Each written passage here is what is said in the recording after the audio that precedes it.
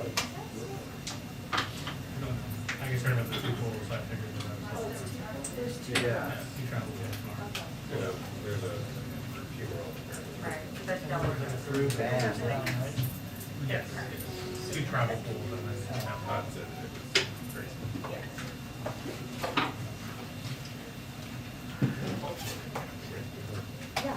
Yeah, sure.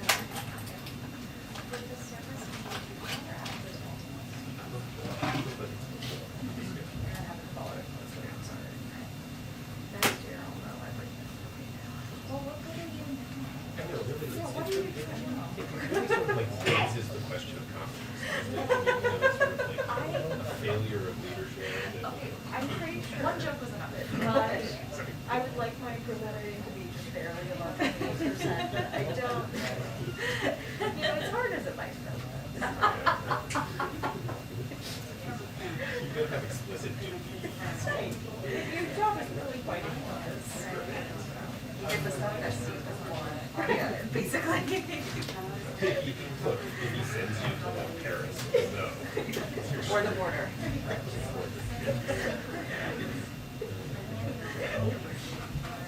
That was fun. I think we can keep it going for a while longer. That's probably not trouble.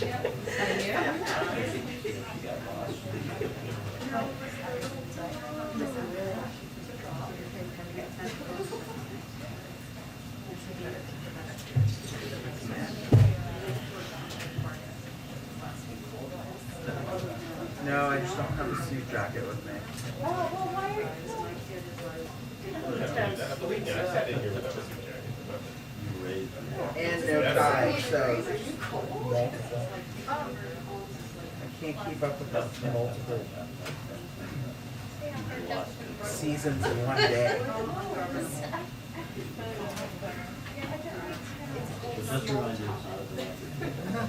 I know, I got that serious. There are no horse fashion savers. And I got The no ties, I don't know, Mattingly. standard. Mattingly Was he trying to set up a system? trashing the lack of. He was like checking the length of your shorts. It's not the fact that I literally was in here without a tie one day. It was really disrespectful.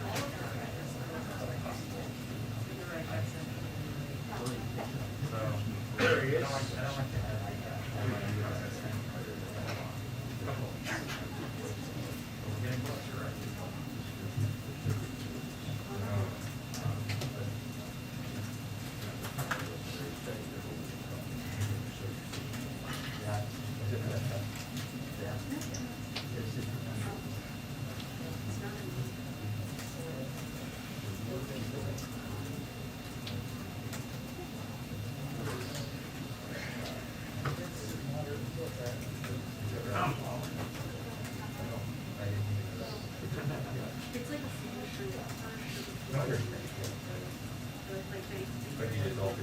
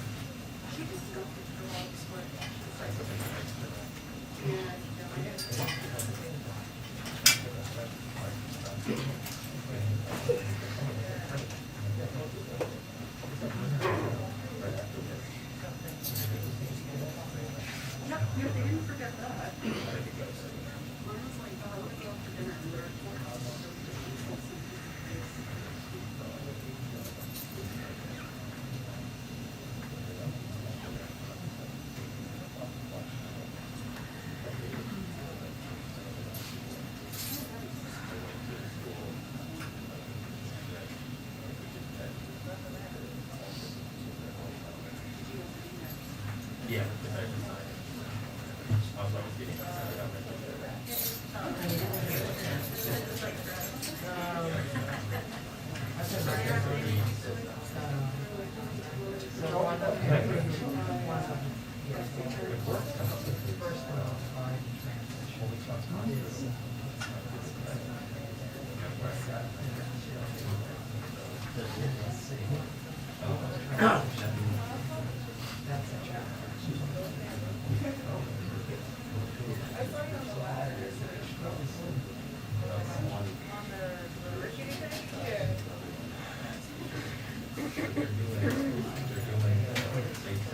What's already there?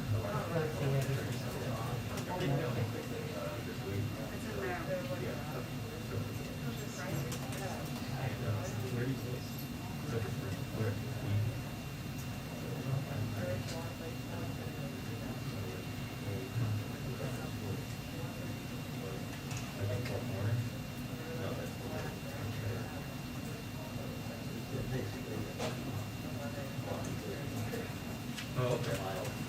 Okay, so we're, I think when they built.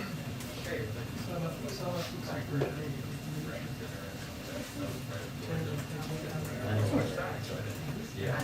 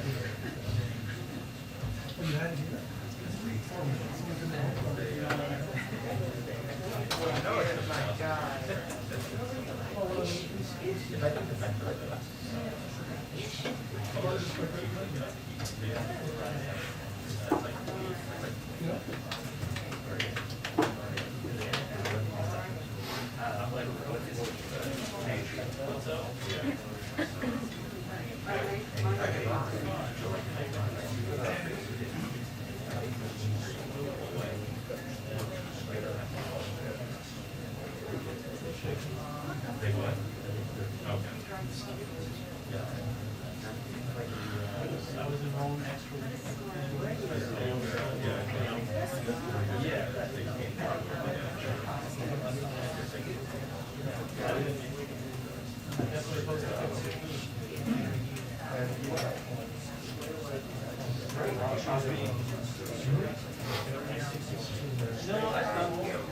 I actually did an extra video.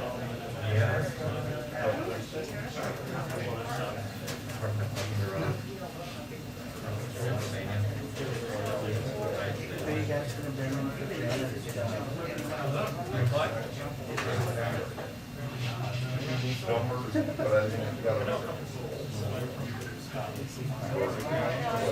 Was that?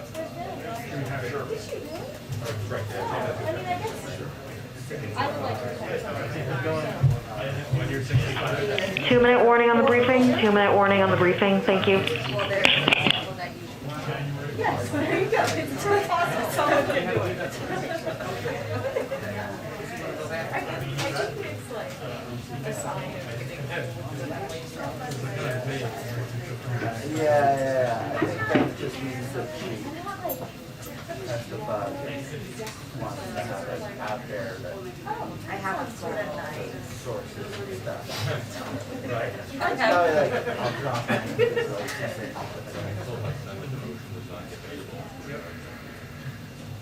I wonder who they're gonna get. That's right.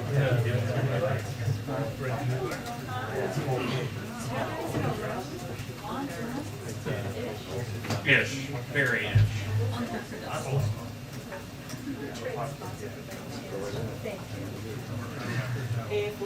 No, let me. Yes, they give the 2 minutes. Can I come in on the other side again? I'm gonna join Stephanie. I haven't been over here today recently. How are you? Over you? Okay. I'm fine. How are you? Good. Oh, I'm not such a tough side today. It's a little darker. It's a little bit.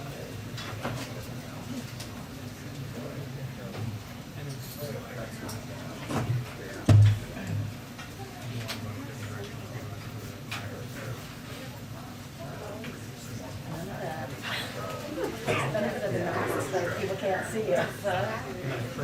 That's the extra benefit of like Calming. aromatherapy. Yeah, just, I think it's solid. It's one of the places that I kind of.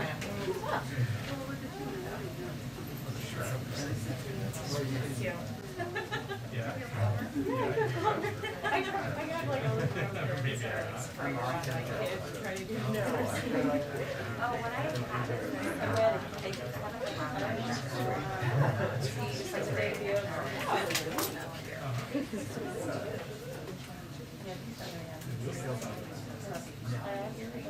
went through a lot and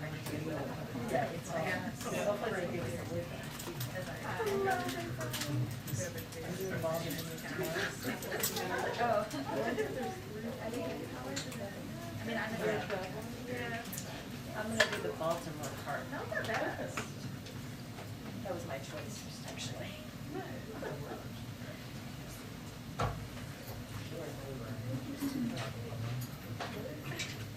Sure, I've never been to the Port of Baltimore. And I don't know what he's doing. Delaware.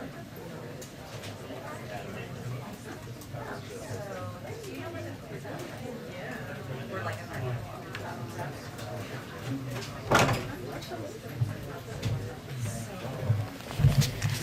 Good afternoon, everybody. Oh. I'm like, geez, I'm all by myself up here. Okay, so we have another special guest joining us today, Commerce Secretary Gina Raimondo, who's here to highlight how the bipartisan infrastructure deal will help close the digital divide in America for more than 30 million Americans who do not have access to reliable high-speed internet, particularly in minority and rural communities. As you all know, the Secretary is a member of the President Jobs Cabinet, who was deeply involved in negotiations on the Hill that culminated in the bipartisan infrastructure deal, a once-in-a-generation investment in our nation's infrastructure and competitiveness. Today, the Secretary will discuss the role of the Department of Commerce in implementing this bill to build up broadband infrastructure. This will deliver for the American people by teaching digital skills, getting kids the devices they need to succeed, and improving overall accessibility and affordability. And after she is done giving her remarks, we'll take Q&A, and I'll make sure to guide that and get people in the front and get people in the back. Yes, Secretary? All yours. Good afternoon, everybody.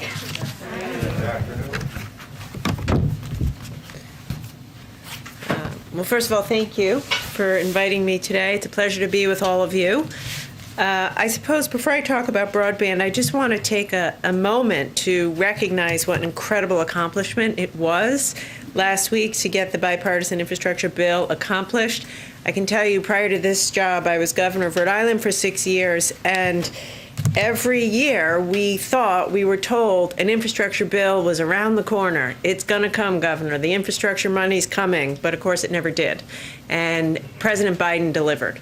President Biden stepped up. He led. None of this could have been done without his leadership. He was so personally engaged, working across the aisle to compromise, to get results, to deliver for the American people, and that's what happened. And I don't think we can underestimate the impact of this. The Infrastructure Investment and Jobs Act will help Americans and deliver for Americans.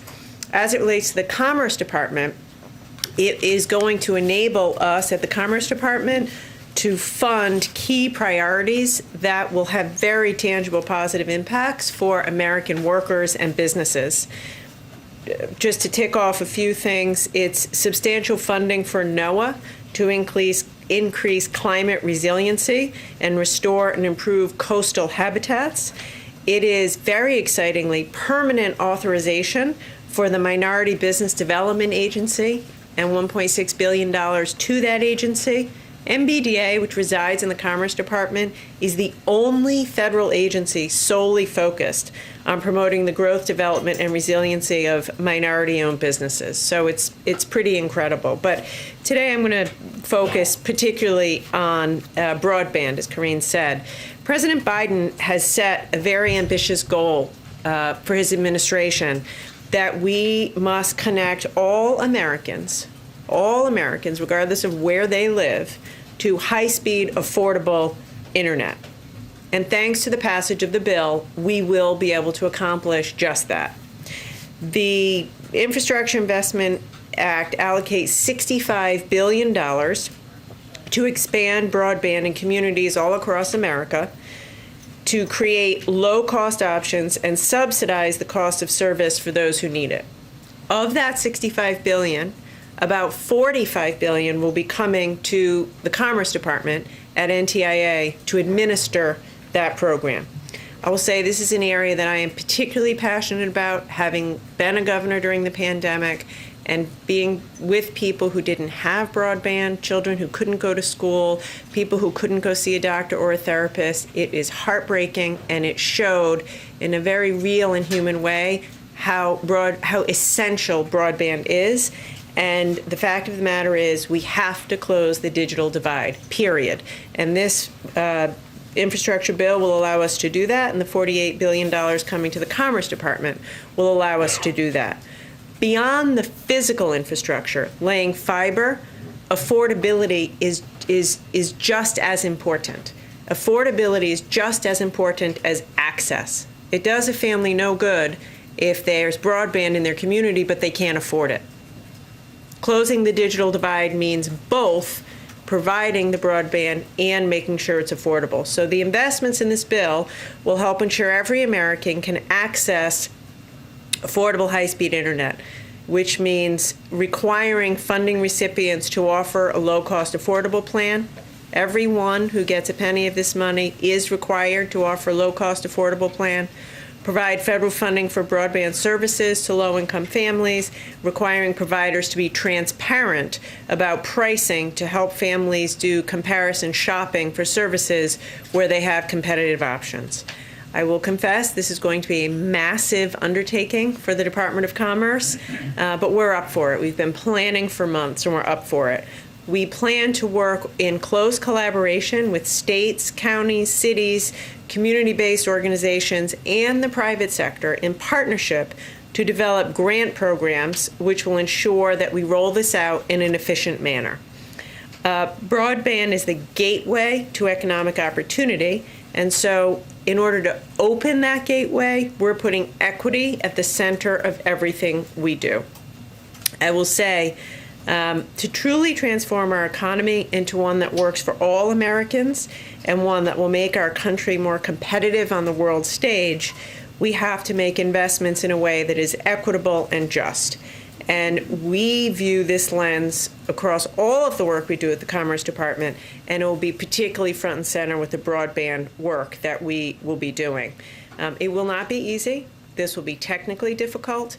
It's an implementation challenge, but it is necessary. It is necessary, and I know that implementing this in partnership with our partners on the ground, we will be able to close the digital divide, close the innovation divide, and achieve the President's goal of making sure that every American, regardless of where they live, or the color of their skin, or their income, has access to broadband. And I will say, 30, 40, 50 years from now, we will look back on this as the turning point, as a critical turning point, because now that we're moving even more toward a digital economy and a data economy and a tech economy, nobody can be left behind, and that means everybody has broadband.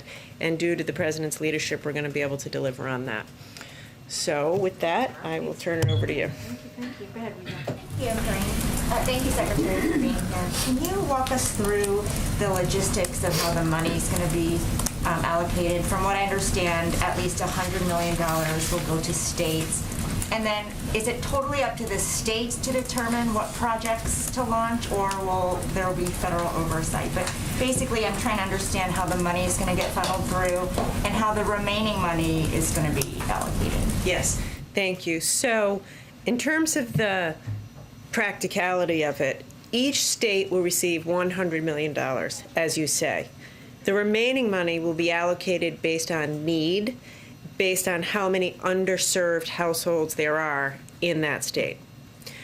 So the whole name of the game here is to focus on the underserved and the unserved, and on affordability.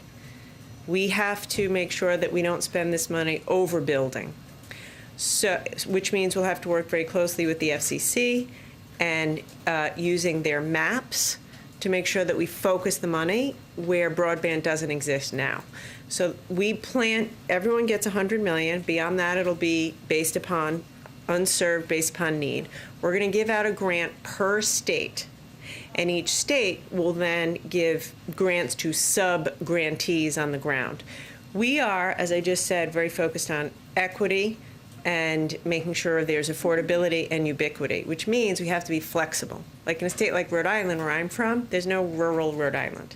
So, you know, it's a city, it's an urban place. So the needs in a place like Rhode Island will be more around affordability, inner city access. Contrast that with New Mexico, completely different topography. You know, 50% of people on tribal lands don't have broadband. We need to account for the flexibility there, which is why it's going to be a state by state. There will be a tremendous amount of federal oversight and transparency. Every state has to put their plan online for everyone to see, and we are going to have very strict criteria to make sure that we achieve the goals of affordability and access. When do you think the first expansion projects will get underway? I'm sorry, say again? When will the projects get underway? When do you think states will physically start to So, you know, I would say first we have to have the law, and then it'll take us some time to get set up, you know, some number of months. So, I mean, it's hard to say. I would say, you know, well into next year. Thank you. I'm trying to Secretary, I'll step in. With this new money, Secretary, question Hold on a for you. second, Can sir. you guarantee people living in Sir. internet dead zones? This is Give about me internet shut dead up. zones. Secretary, Secretary, thanks so much for taking my internet question. dead. The first question I have is, can you talk a bit about how quickly Americans will feel the impacts of this, and as well as if there are some more longer term goals that maybe are 10, 20 years down the line? Can you talk a little bit about the timing of this? So I say, first, you know, we are already implementing, you know, in the rescue package, Commerce received some money related to broadband, and we're already putting that out now. There's a tribal initiative, there's a rural initiative, USDA it has that, we're working with them. So some Americans will start to see relief, you know, this year, soon. As I just said over here, the rest of this, I think it will take us some number of months to, you know, start getting the money out the door. It'll be staged in. We want to get relief out there as fast as possible, but in a quality way. So some of the affordability metrics, you know, providing subsidies, that can happen more quickly. Laying fiber across America, that will take time, but we'll be creating jobs at every step of the way. One other quick question is just about, can you talk a little bit about the equity portion? Are there percentages or numbers you want to hit? Maybe you won't speak to them publicly here, but I'm wondering how you're going to measure success. Every single American has access to high-speed, affordable broadband, which means truly affordable. Does that include people living in internet dead zones? Thank Internet dead you, zones? Secretary. Fair Appreciate your being here. Obviously, as former governor, you know the importance of the coordination with governors and the various states. Can you talk a little bit about the outreach so far, and are you taking the lead on that in terms of being in touch with these various governors as they implement these changes? Yes. So I should tell you, we've been preparing for this. We are figuring out already how we're going to staff it within the Department of Commerce, you know, how we're going to make sure we have accountability. I've already had several convenings with governors. I've been speaking with governors, with mayors, with tribal leaders, and we will, now that this is official, we're going to significantly ramp up that engagement. And just to follow up very quickly, as you talked about, you need to target rural areas and then more urban areas.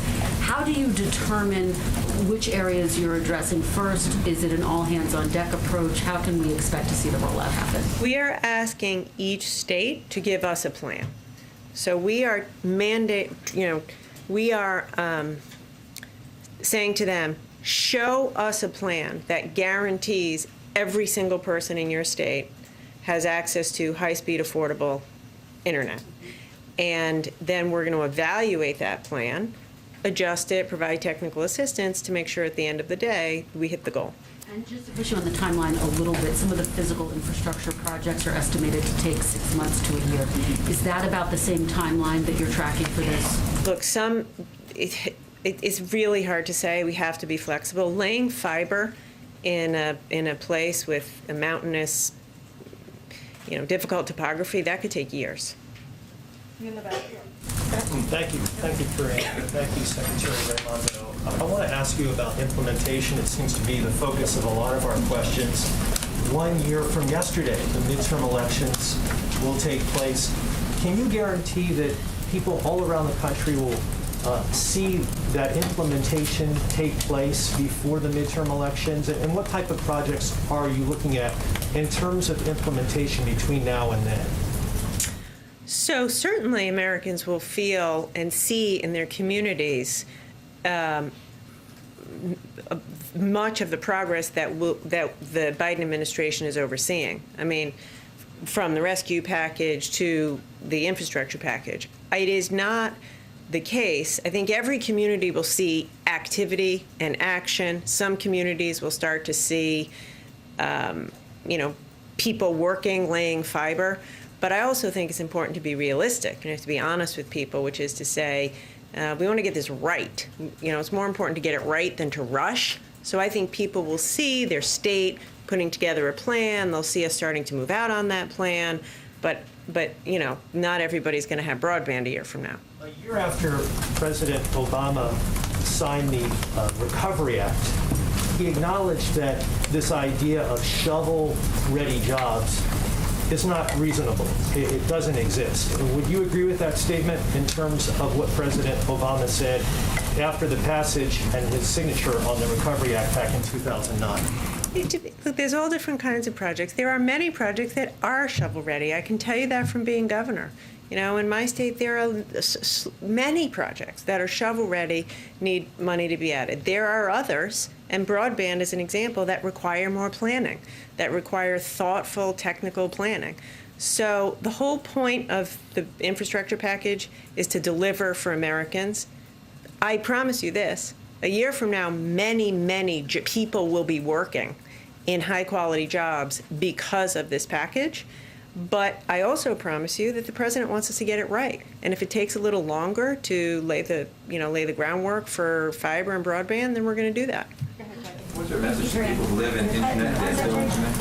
I can't hear, I'm sorry. Questions? I wanted to ask, thank you, about the deadline that your department had imposed to get voluntary data from semiconductor manufacturers and other companies. Did your department receive all of the information that it was looking for from these CEOs? And then also, what's your reaction to China appearing to be angry about TSMC's compliance with your request? They called it extortion of confidential information from chip firms and talked about concerns that the U.S. could use this information to sanction Beijing. What's your reaction to that? Yeah, so the deadline was yesterday. So we haven't yet had the opportunity to go through all the submissions. I will tell you, over the past couple of weeks, I have spoken to the CEOs of a number of semiconductor companies, including TSMC, asked them for their compliance, and they all said that they would be complying and sending us the information that we're asking for. It is laughable to suggest that it's coercion because it is voluntary. We're asking them to cooperate with us. And the truth is that this is what President Biden has said to us on his team: use every tool that we have to deliver relief for the American people around supply chains. And so that's what we're doing. This is a tool in the Commerce toolbox, and we're using it. And I think to great effect. And every CEO I've talked to, including TSMC, has said it's a good idea. It will increase transparency in the supply chain, which will cut down on bottlenecks, and that's why they're complying. Their own choice. Does China's reaction make you think that the U.S. should have a more clear strategy toward possibly defending Taiwan, given their response to this? You've called the semiconductor shortage a national security crisis. They're obviously being very responsive to the White House probe for more information, and they're hedging on that. What do you think about how we should approach Taiwan, defending Taiwan? I think what I've said, which is that the lack of domestic production in America of semiconductors poses not only an economic threat, a national security threat, and we need Congress, the House, to pass the CHIPS Act, or USICA, as quickly as possible so that we can get to the business of making more chips in America. Are you pushing for that vote to come up soon? Yes, tomorrow would be great. Let's take 2 more so we can let her go. Go ahead, right you in the back, the gentleman. Thank you. You've mentioned a couple of answers, the jobs created from this. I'm curious, is there a workforce right now that is able to fulfill this broadband expansion? Would you have to train people how to do this? Such a good question. So I would say yes and no. But we, in working with Congress on this portion of the bill, we specifically said keep it flexible so we could use some of the money for workforce training. And to the question of equity, that the folks that we train ought to look like America, right? And to the question of what will Americans see, what they're going to see soon is people in their community, men, women, people of color, white people, laying fiber. And today, we don't have enough trained people. No, we don't.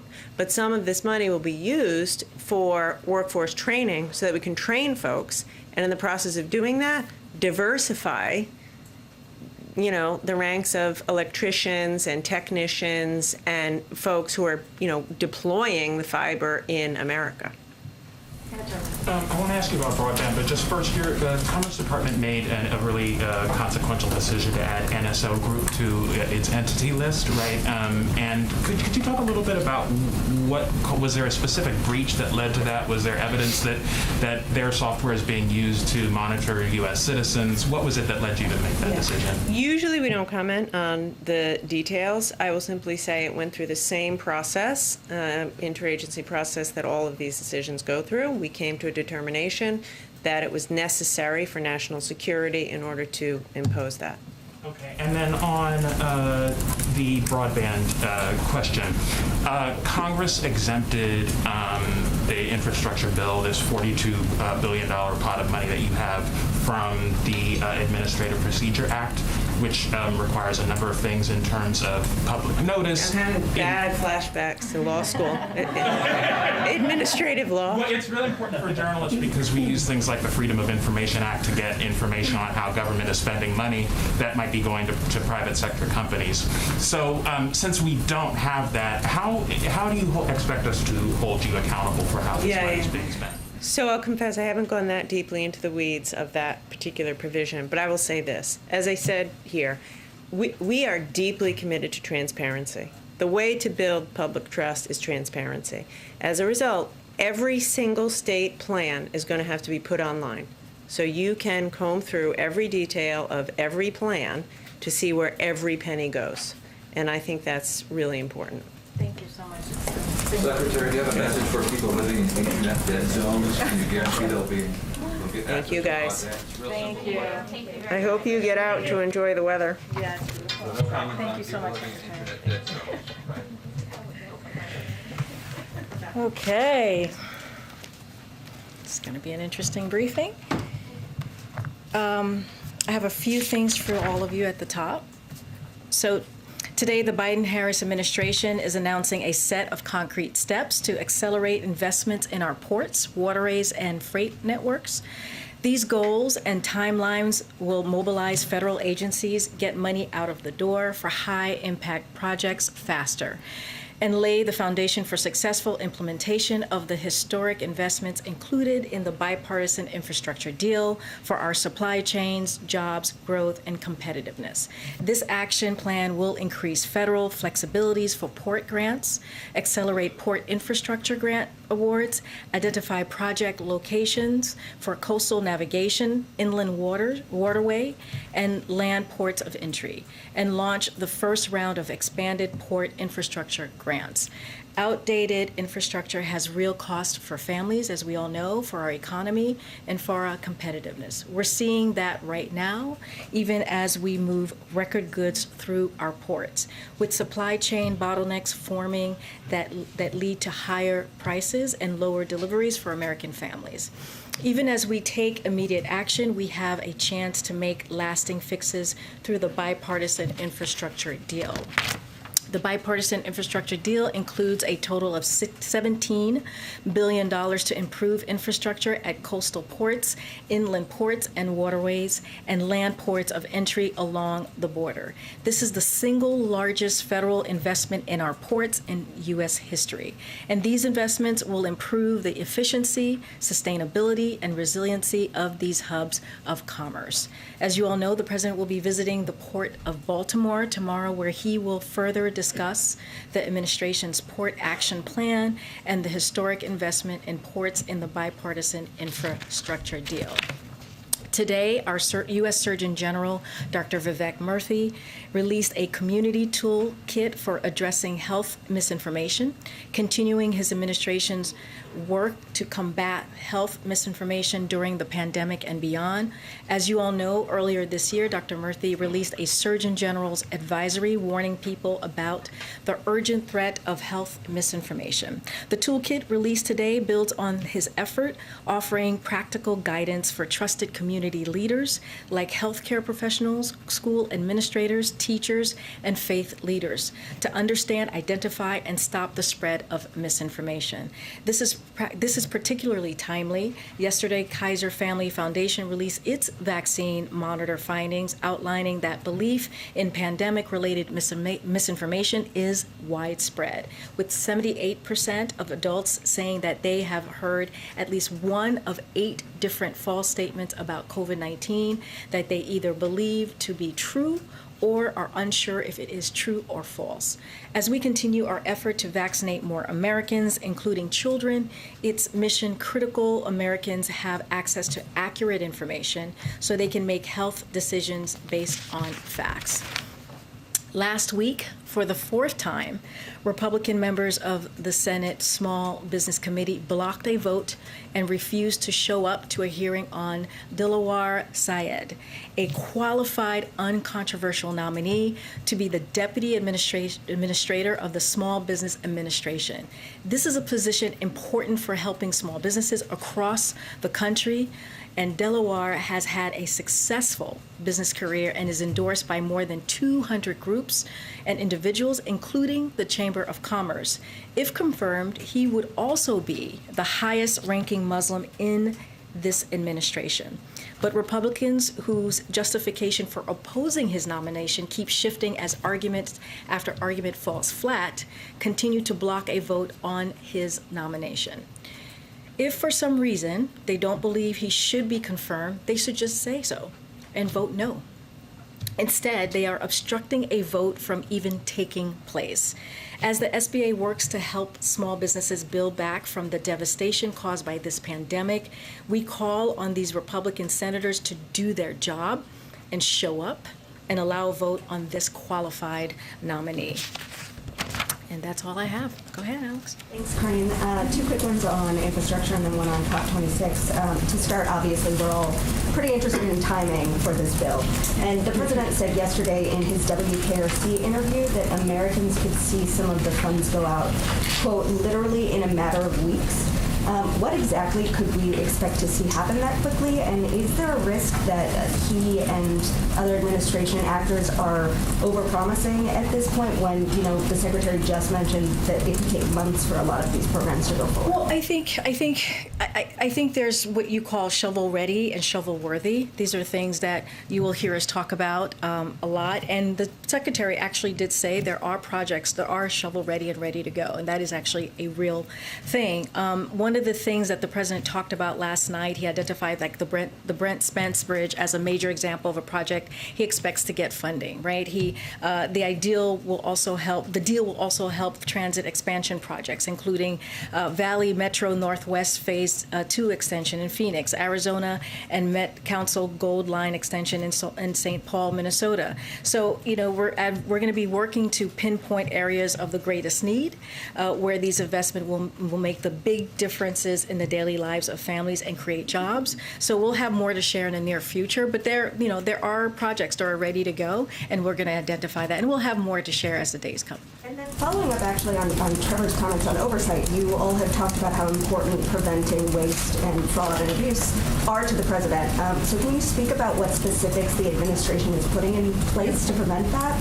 And how involved will the president be? Is he looking at deputizing like a similar role to the COVID czar, or potentially doing what President Obama did with him and having the vice president oversee implementation, or any of those things on the Yeah, those are all great questions. As soon as we sign the bill, which I know you're asking me about timing, which will happen soon. As the president said on Saturday, he wants to make sure that the people who worked very hard on both sides of the aisle are there for the bill signing. So as soon as we get that done, we will share more. We'll share more about the implementation. And you're right, we want to make sure there is accountability. That is something that's going to be incredibly critical and important to the administration. And as you can imagine, this is something that's so important to the president. And so he'll be getting regular updates as we move forward and be very engaged on this. And then on COP26, how involved is the president sort of remaining in these talks as they go forward, and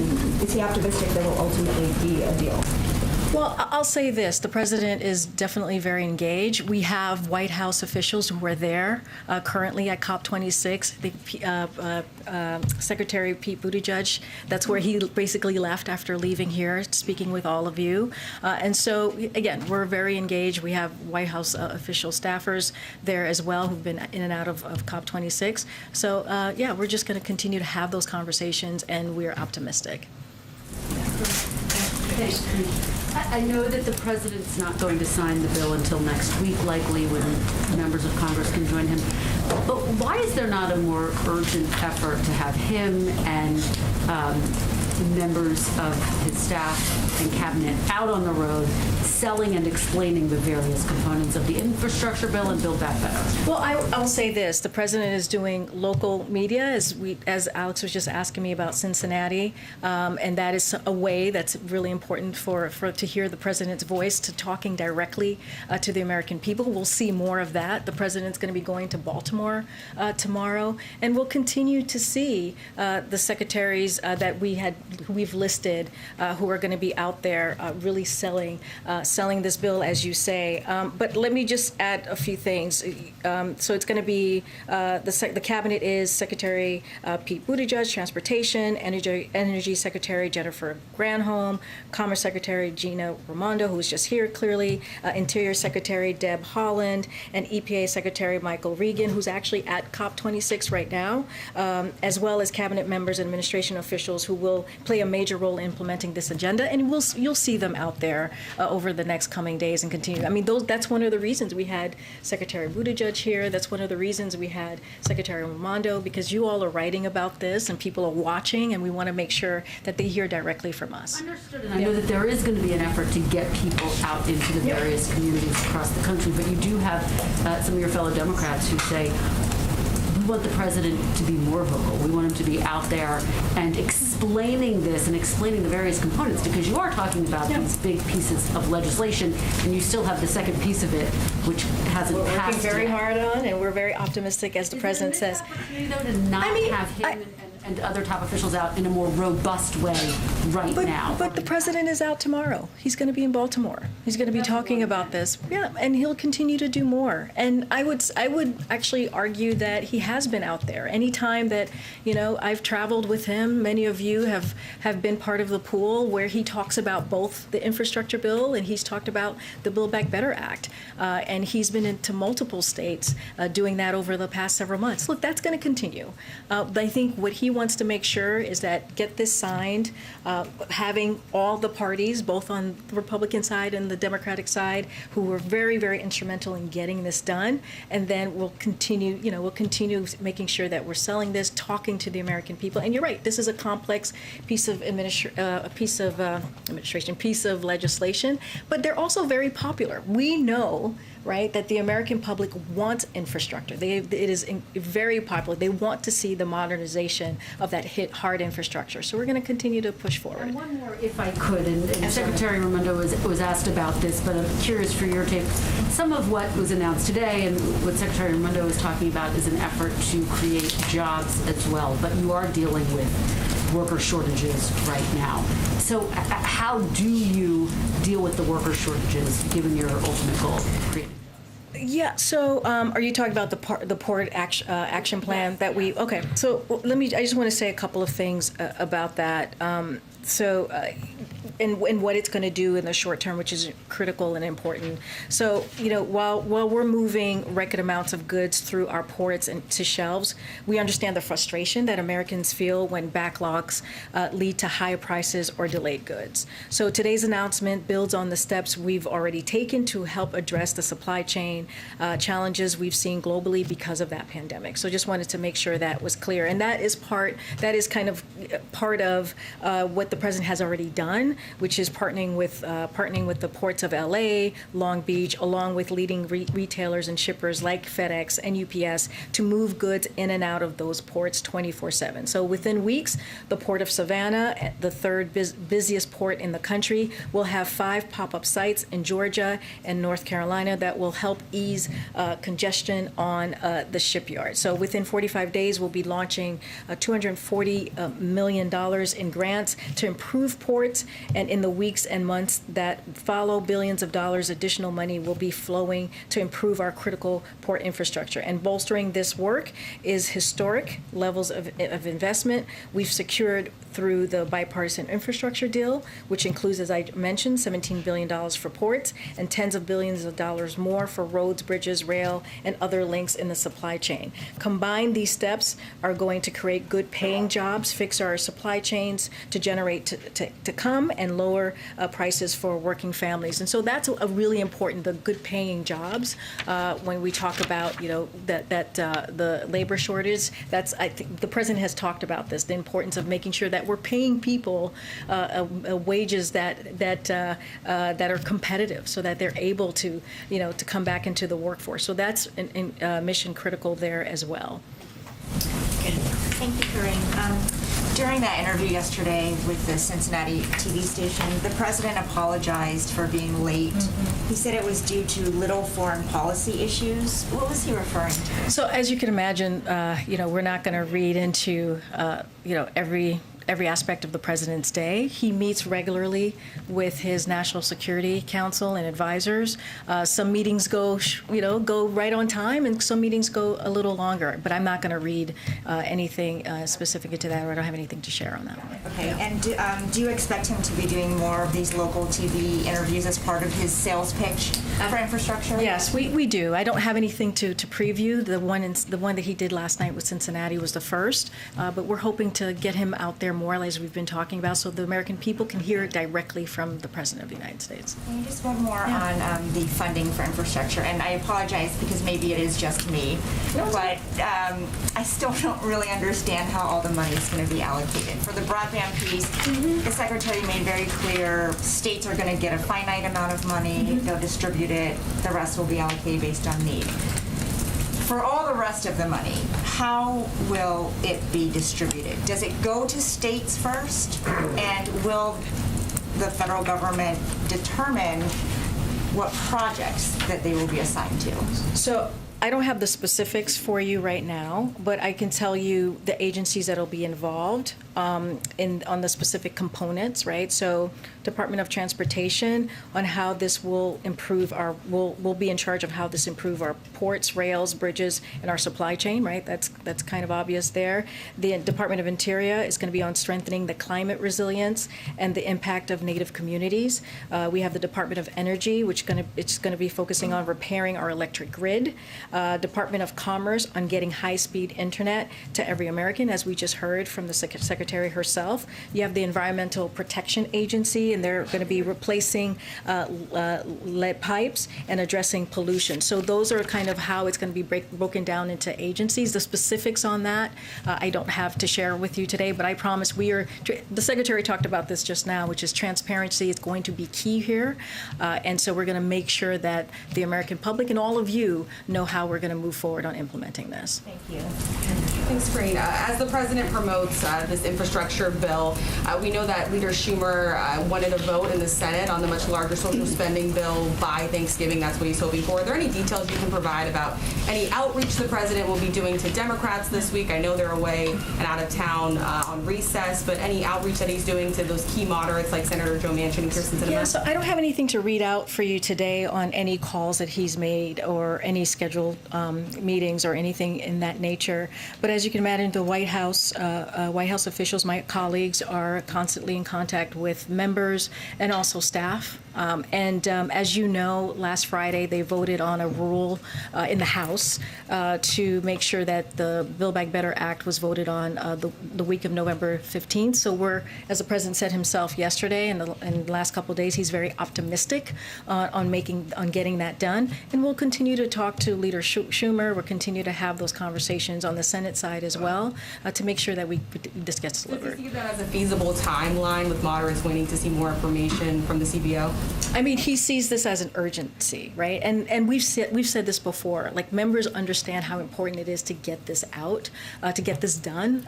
We got the bipartisan infrastructure deal, this once-in-a-generation investment, very historic, and now we're going to make sure that we get the Build Back Better Act done. Just really quickly on COVID, Florida Governor Ron DeSantis is vowing to fight against the president's vaccine mandates for private businesses. He outlined today a few bills that he would like, which would include opt-outs for that vaccine mandate, and he said, quote, "We need to stop bossing people around." Does the White House have any response to this, and is there any concern that this could move a state like Florida in the wrong direction? So, I'll say this, as I said yesterday, DOJ will be defending these kind of these lawsuits, these individual lawsuits. We're confident in our authority to protect American workers as this virus is killing approximately 1,100 Americans a day. This is an obligation that the Department of Labor has to protect workers face grave danger, and it's derived from a law passed by Congress that's been around for more than 50 years. So this is an authority that the Secretary of Department of Labor has. This is when you think about grave danger, when you think about 1,100 people dying a day, that is I think an authority that he can use to make sure that people feel safe in their workplace and that they don't get sick. So what we continue to advocate with from here is to push businesses to move forward with their policies now. These are policies that are protecting workforces and avoiding disruptions related to employees getting sick with COVID, as I just mentioned, expanding the workforce and saving lives. That's the business that we're in. That's why we put together, this president moved forward with this comprehensive vaccination effort very early on in his administration to make sure that we get to a place that we can get out of this pandemic. And the question is really that I have is, why are these legislators, these Republicans, getting in the way of that, getting in the way of saving lives, getting in the way of us making sure that the economy is working as well, and getting out of this pandemic? And so that's the question for them. Go ahead. So after Congress has passed the infrastructure bill, how much can the American people expect that inflation will be reduced as a result of that over the next 12 months, say? Yeah, I don't have a specific number for you. I'm happy to talk to our economics team and get something more granular there. But as we've heard from experts, whether it is an economist expert or the 17 Nobel laureate economists have said that this bill, the Build Back Better Act and bipartisan infrastructure, will ease inflation. So that's really important. That's something that we, when we hear members are afraid of going big, we say, well, this is going to actually help us in the long run, especially as we see with prices going up, we see the inflation continuing to be out there. And so that is really an important message that we have. I don't have, like I said, a granular number for you, but we know this from economists who have said that these two bills will help do that. Another topic, election integrity. A couple of my colleagues wrote a piece documenting nearly a dozen cases where people have violently intimidated or threatened U.S. election officials. There was one example where a man told election officials in Vermont that he would put a pistol in their mouths and pull the trigger. None of these cases that we documented, in none of them were any of the people arrested, charged, or prosecuted.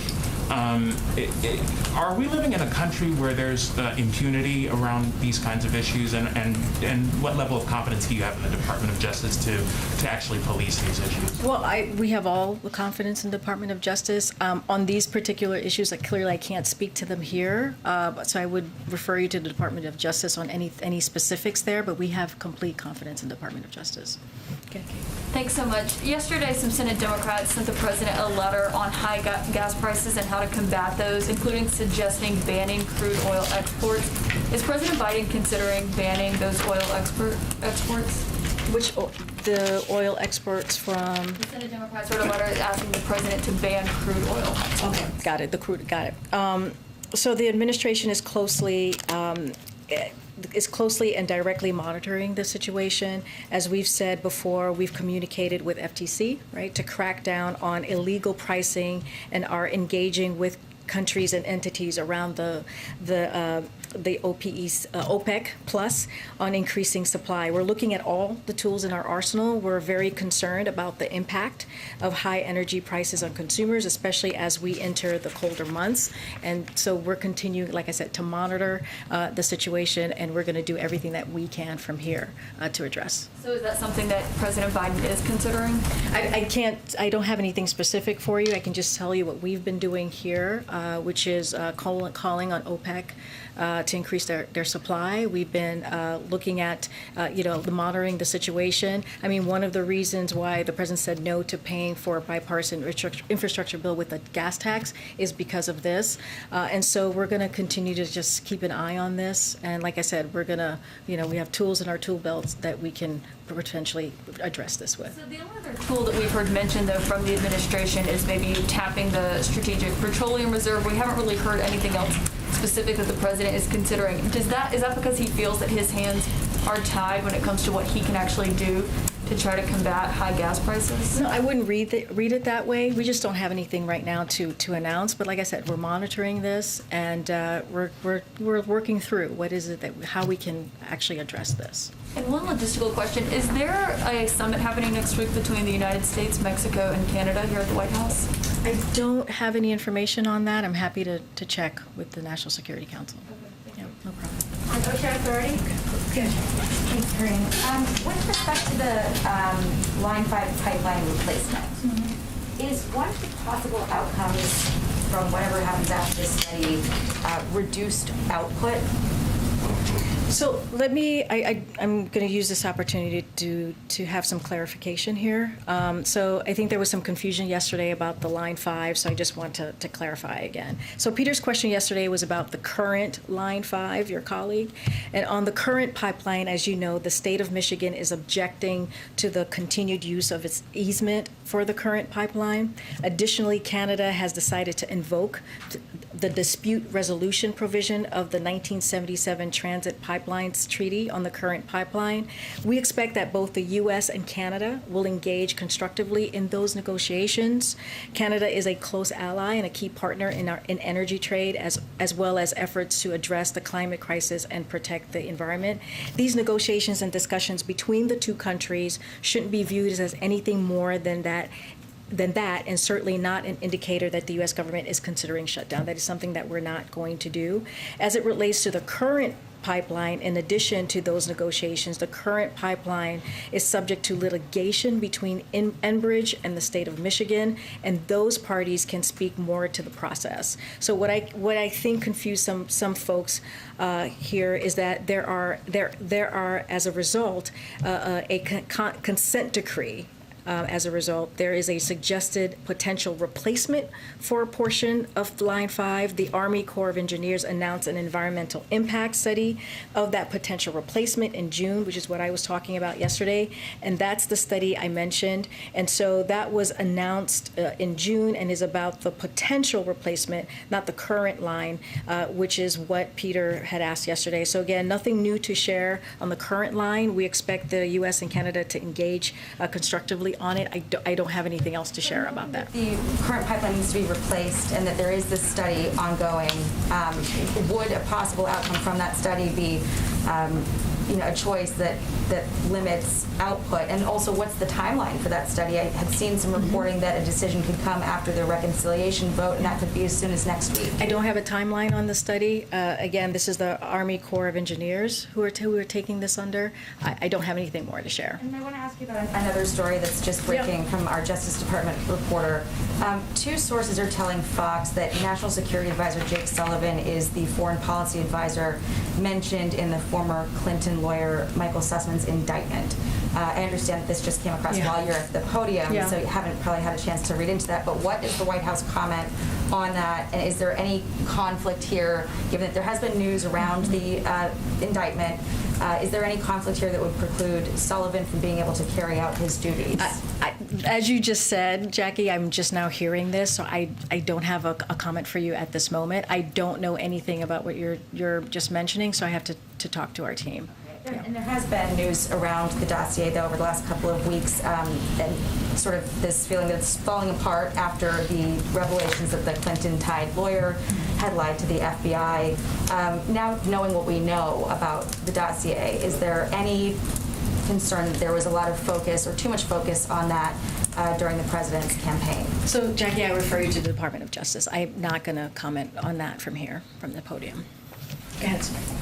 Thanks, Karine. What kind of outreach has the White House done specifically to the 6 House progressives who voted against the infrastructure deal? I don't have any outreach to speak to at this moment. As I've said many times before, we are in constant communication with members on the Hill, but I don't have anything to share at this moment that's specific. And also, a Republican member of Congress today shared a video on Twitter in which he appeared to attack, to be shown attacking Congresswoman Ocasio-Cortez and the president. Twitter's put a disclaimer on his tweet now. Does the White House have a position on how social media companies should be moderating this type of content? So I'll say this, there is absolutely no place of any kind of no place for any violence of any sort in this political system, and I don't want to go any further than that. I leave it to the social media platform on how they're going to move forward on that. But there is no place for that, for any type of violence or that type of language in the political system, and it should not be happening, and we should be condemning it. Thanks, Karine.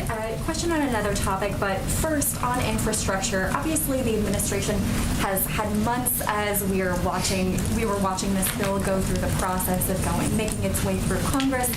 Why don't we have a concrete list of projects that will be pursued first, and why don't we have a clear timeline on when those will be implemented? We'll have something soon. I mean, this is something that clearly, as you said, we've been working on for a long time, and there was a process, right? There was a legislative process that was happening, and now we're in a place where the president's going to sign this legislation soon into law, and once that is done, we will lay out our plan. We will be transparent. That's one of the reasons why we're bringing the secretaries here for the different components of the bill, to talk to all of you, to take your questions on how they're thinking about this, how they're going to be implementing this to the American public, and we'll have more. We'll have more to share.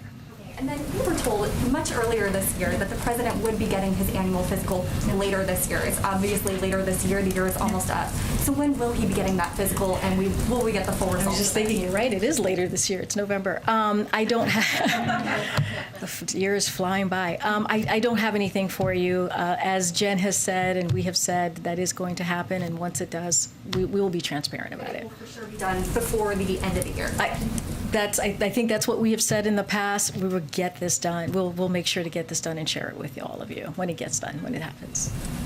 Go ahead. Yeah, Tim. I have a seasonal question that I apologize for in advance, but will the president be pardoning turkeys this year? Oh, wow. A lot of people have asked me. I'm now asking you. I mean, it is a regular tradition, so I'm assuming that will be happening. I don't have any news or any schedule to share with you on that particular pardoning of the turkey event, but I'm sure that we'll have something soon. Okay, but thank you for the question. Very serious stuff. But actually, on a more serious note, parents will be getting their second to last child tax credit payment, expanded tax credit payment, later this month. What message does the White House have for them? Many families have come to count on this. It's obviously part of BBB, but there are no guarantees, and this is sort of a cliff that's hanging out there. No, that's a very good question, because that child tax credit has really benefited families, giving families that tax cut, that middle class tax cut that's so critical. It's cut poverty by 50%, childhood poverty. children poverty by 50%. So it's been incredibly important. But this is why the president is going to continue to fight for the Build Back Better plan. This is why he's going to continue to talk to members on the Hill to make sure that this has happened. But he is optimistic. We talked about this rule that was voted on for last Friday, for November 15th, to make sure that the Build Back Better Act is voted on in the House that week. And so he's very optimistic. But you're right. This Build Back Better Act is about, it's pro-families, right? It's pro-people. And it gives people that breathing room that they so need, that they haven't had in many, many years. We haven't seen that investment in people. So the president's going to continue to work for the child tax credit. He's going to continue to fight for the paid leave, all of the things that are in this bill. We think about child care, elder care, making sure that making sure that prescription drugs are affordable and not taking a huge chunk out of your paycheck. So all of these things, that's part of the Build Back Better Act. He's going to continue to fight for it, and that's the message. And there's a reason, right, that he put the child tax credit in the American Rescue Plan, another historical piece of legislation, because he was trying to meet the moment of what the American family was going through during this pandemic. Totally have to wrap. Oh, okay. I'll take one last question. Two quick questions. As of yesterday morning, the president said he hadn't spoken to the governor-elect of Virginia, Glenn Youngkin. Has he tried calling him again? I don't have anything more to read out from what I said at the podium last week. I don't have anything more. And also, obviously, when a president goes on something like a sales tour of his infrastructure plan, where he goes matters and sends a message. So can you talk about why specifically the port of Baltimore was picked versus a lot of the other ports like Savannah or Los Angeles? So he'll speak to that tomorrow, so I don't want to get ahead of the president, but he'll lay that out for all of you as to why he's there. But as you can imagine, it's very important to the supply chain and all the work that he's doing to make sure that we deal with the issue that we're having currently. Update on Ethiopia. That's all I have for you guys. Thank you. I called on the back. We had Raimondo take questions from the back, guys.